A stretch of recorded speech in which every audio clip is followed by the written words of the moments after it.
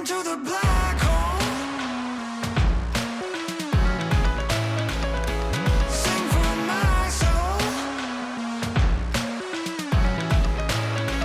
Hi guys, and welcome back to another episode of Sunshine on Leyth. It is the playoff final today, the big one. If you've enjoyed the save up to this point, drop a like, that would be spectacular. Truly, really would. So, quick little update on Barnsley. They were in the FA Cup final.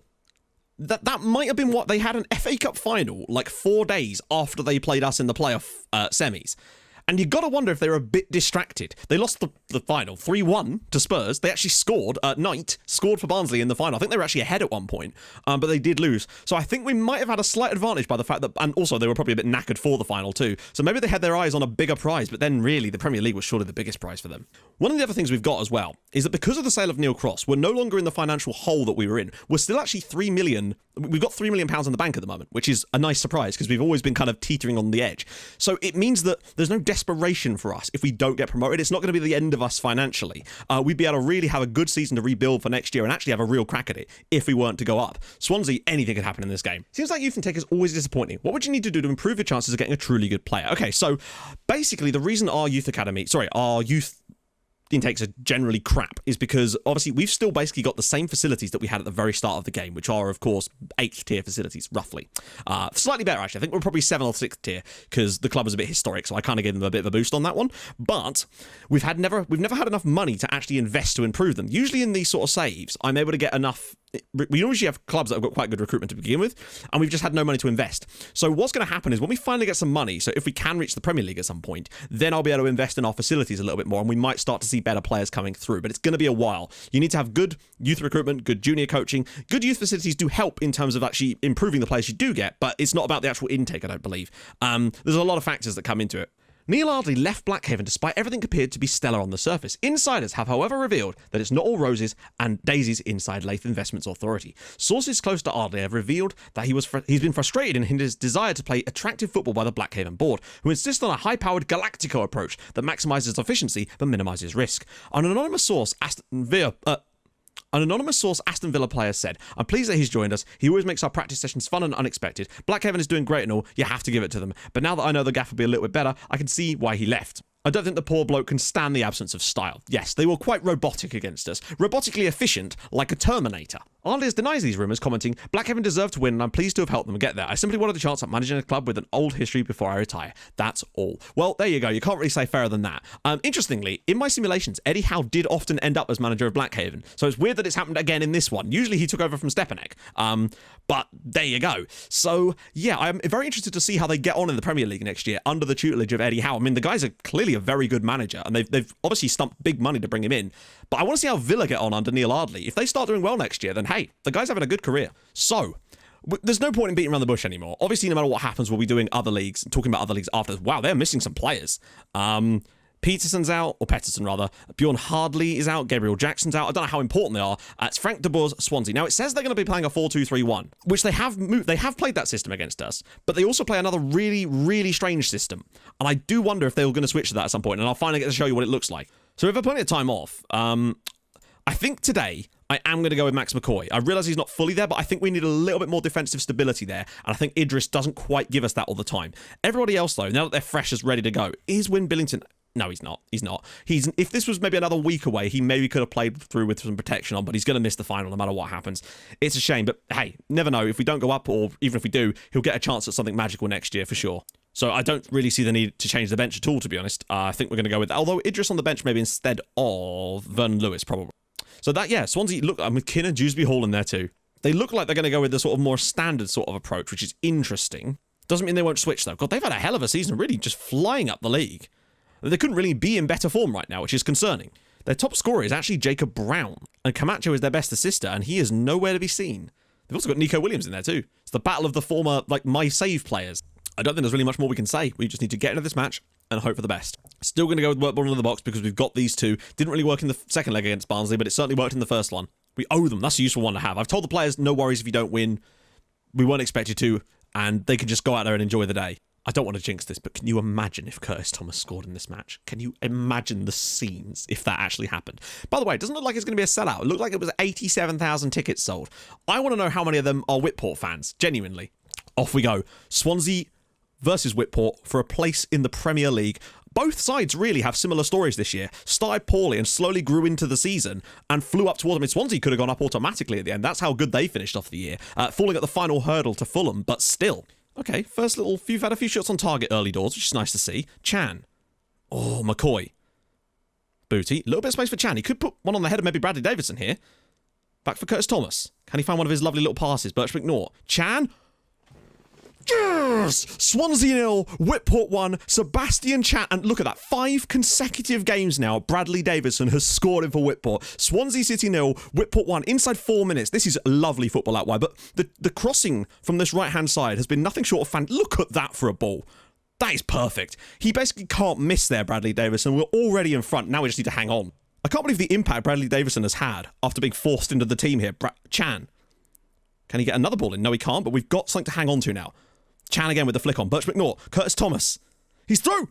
Oh, and he gets the shot on target. I want a goal for him so bad. It's been a bit subdued as of late. It's been very even so far. Really, the only opportunity of the game has been ours. Although actually that Curtis Thomas one kind of counts as a chance too.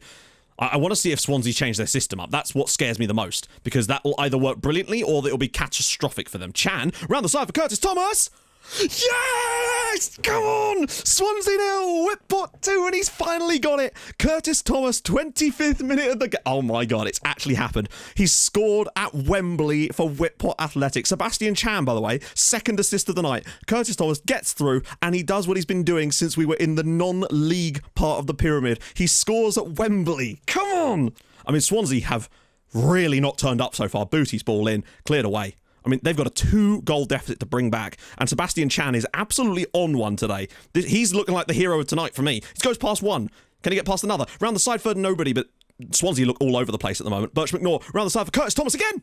Oh, he's finally got his goal in the championship, and what a time to get it. Davidson's through again, and it's nearly 3-0. We have turned up in droves today. This is now ours to lose. At 2-0 up after half an hour at Wembley, we cannot screw this up from here, and if we did... Oh, God, imagine if we screwed it up from here. I actually can't believe I can't believe he's gone and scored at Wembley. His only goal of the... Whoa! Swansea 1, Whitport 2. That's a really good goal by Luke Davis. And Swansea are back in this match. Okay, we can't be celebrating this too soon. 2-0 up, and out of nowhere, Swansea have gone and grabbed themselves a goal back into this match. It's a very good finish, to be fair. He just drilled that low at the near post. Okay, we can't get ahead of ourselves here. Oh, their strikers had to go off injured. Swansea have had their main man... Genchev has gone off injured. That could help us. He's picked up a knock. I think he's picked up more than a knock, it would seem. It looks like they just stretched him off. Gajewski. All the way round to the back post, and it's... Oh, my God. How do we not defend that better? How? We've really absolutely screwed the pooch on that. 45th minute plus 2. How many defenders are around him? You cannot let him score when there's 3 of you on him. You can't. That's absolute dereliction of duty right there. We were 2-0 up with 5 minutes to go in the first half, and Swansea have found an equaliser. And it's our fault. We just didn't defend well enough. Well, I mean, the momentum is completely with Swansea City now. We've got to dig ourselves out of a massive hole. Curtis Thomas celebrating the goal, and now it's all gone to pot. Nelson, could put this around the side for Davidson, perhaps. I think we've been okay today. Like, chance creation-wise, we've been vastly better, but they've taken their chances when they've got them. But they might switch their system. They have been known to do it. They did it against us when they got a goal up in the league. That's what confused me. Clarkson, not that I want them to get a goal up so we can find out. I've got... Oh, Gajewski's through. Great save from Russell Griggs. We've got 19,000 away fans in the stadium. 19,000 Whitport fans at Wembley for this. Oh, God, there's a ball in behind here. Gajewski... Great save by Griggs again. Poor defending once again on the right-hand side from Chan. He's done well going forward, not going back. Tomlinson's ball. That's a really good cross. Whoa. Griggsy's been called into action a lot now. I'm concerned. No. Oh. Indirect free kick to penalty.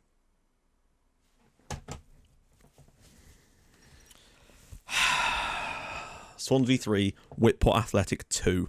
We were 2-0 up in the playoff final, and then who was that conceded the penalty? I didn't even see. Right. Okay, changes needed to be made immediately. We're turning off Whitport into the box because It's just not really happening for us at the moment. Johnson's in. Who's been poor here? Max McCoy's been poor. It's going to be Idris. We're going to make all 3 subs now. We've got to just do something. We've got 20 minutes to save this. I mean, from the position we were in, the goals we've conceded as well. Like, that header is an infuriating one because there's 3 defenders around him and they somehow let him not only win the header, but score with it. It's embarrassing. And then to concede a penalty as well. But look, nothing. Basically, we've not had a shot since we went 2-0 up. It's just been all Swansea since then. We're just going to go. We're on shoot on sight and nothing's happening. We are just not doing anything in this match. I don't know what changed. When we went 2-0 up, we've literally not had a single shot, I don't think, since the second goal. Johnson, it's going to be so close. To be 2-0 up in this game and then to have it thrown away like that is... And I can't blame the forwards. They did their job. Defensively, just wasn't good enough. Quite simply, we've got 15 seconds to try and save ourselves here. Morton. Round the side for Bradley Davison. Just whip this ball in, Brad. Useless. Absolutely useless. Like, there we go. Swansea 3. Whitport Athletic 2. We lose the playoff final after being 2 goals ahead. And that's all the defenders. The first goal, it's a very good goal, but we should be tighter on him. The second one, there's no excuse for that. And the third one, don't concede a stupid penalty from an indirect free kick. Just don't. Not when it matters that much. And now we've absolutely... that's a royal bottle. Like, the royalest of bottles. We could open a bottle bank with what just happened in that match right there. So close to something magical. But, and there is a big but here, I still think it bodes well for next season and what we were able to achieve in the second half of this year. Imagine if we'd had Win Billington... I mean, no, we scored loads of goals. We can't say, imagine if we had Win Billington and that, because we still scored goals in these matches. Curtis Thomas scored at Wembley. It's the defenders. That's an area where we're going to have to invest in the summer, no matter what we do. That's an area. And the problem I'm thinking of we're going to have is the lack... We're probably going to not have Frank Sullivan or Russell Griggs next summer. That's the big concern for me. The lack of those two could genuinely cause us some problems, because Griggs has basically dragged us to this game. I feel like if we don't have Griggs, we lose against Barnsley in the playoffs. 0 shots in the entire second half of that match. I mean, we've received nearly £5 million for that. So that actually brings our bank balance up to £9 million. So yes, as far as finances go, we're going to be fine for next year. And I actually think with a little bit of money, see how much the board give me, we could build a pretty interesting team for next season. But we're going to bloody have to after that. Record low number of draws. 5. Wow, that is a lot, actually. Sully's 22 assists is the best ever. Fran Sullivan wins Player of the Year, no surprise. Bradley Davison's goal against Ipswich is actually goal of the season. Fair play. Signing of the Year, Win Billington. Yes, I would agree. Initial budgets. They've given us 6 million... No way. Look at this. Sorry, I realise we're going into other territory here. They've given us £6 million in transfer funds. We could actually do something with that, but I want to see how much West Brom are willing to pay. 1.8 million. My concern is, he's only played twice for West Brom, but part of me thinks that it might be for this summer, purely on the basis of the fact that it would give us even more cash that we could use in the summer. Because the board have upped our transfer revenue thing to 60% until we get revenue generated of 6 million. So we'd get quite a lot of this. We'd get at least another £900,000. And I just worry that he's not actually ever going to get sold by West Brom. I get the feeling that he's just going to get released after his contract's up, because I just don't think he's going to play for them that often. He's only made 2 substitute appearances for them in the Premier League. Then again, he might play next season in the Championship. Avoid relegation for next year. I'll sort all this stuff out. You know the drill. Billington, top goal scorer. Billingham, young player. Billington, wow, look at that. I love that. Look at that. Sullivan and Billington. Griggs is in there too. A load of Blackhaven players, a load of Fulham players, and Jackson of Swansea. So we've now got 7.38 million in transfer funds to use in the summer. It's going to be interesting. So, there endeth our season. It was so close to something magical. We're going to be moving into the Lighthouse for next year. There's big, exciting things ahead. I think next year we can really make a play at something big. With that kind of money, admittedly, like, teams have got way more money than us. But I feel like with the way that we sign, we can pick up some really big gems. Like, if we could find another Simon Nelson-esque player, which admittedly we won't, because that's a once-in-a-lifetime type of player, I think we can build a solid defence for next season. And that's kind of be our best bet. I might ask the board if we can up the scouting range a little bit, so we can maybe look abroad a little bit more, see if we can find some sort of... Maybe we can look to South America. You never know. We might be able to find some gems there. We'll have to have a look in the summer. So, if you've enjoyed this season, and I really hope you have, it was an unexpected success for us. Losing in the playoff final, it sucks. It absolutely does. But we will be back stronger next year. Curtis Thomas gets his goal at Wembley, and he very nearly did. put us into the Premier League, but it wasn't quite enough. It's such a sad... That would have been the ultimate send-off like we thought it was, but it wasn't quite to be on the day. So if you've enjoyed it, drop a like. That would be superb. If you're new to the channel, subscribe. That'd be sick as well. I stream on Twitch on Tuesdays, Thursdays, and usually Saturdays too, so go follow over there.